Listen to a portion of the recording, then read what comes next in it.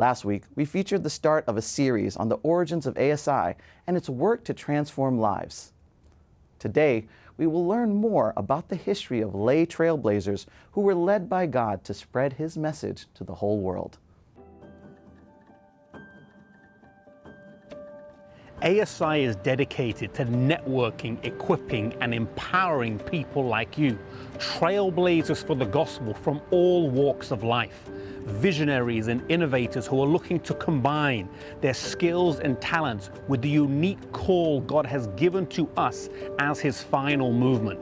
A call to prophesy again before many nations, a call to take the three angels' message into the marketplace in this generation.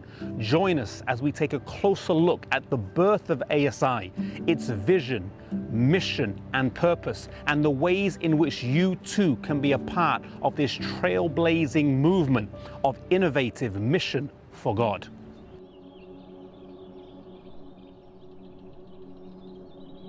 On a warm summer's day in June 1904, the steamboat, the Morning Star, pushed away from the landing dock here in Nashville, Tennessee, and headed up the Cumberland River.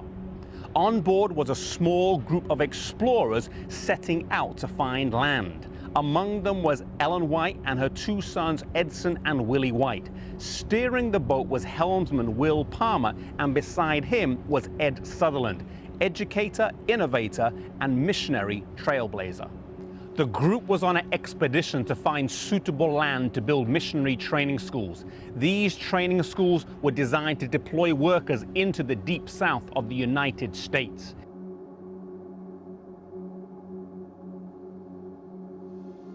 On board, Sutherland and his partner McGann had just quit their jobs at Emmanuel Missionary College in Berrien Springs, Michigan, in order to embark on this new venture.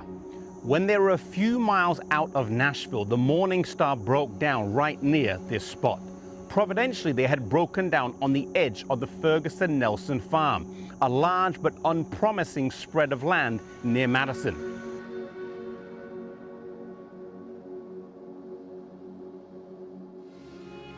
Ellen White convinced Sutherland and Palmer to go and see the land. Sutherland was reluctant.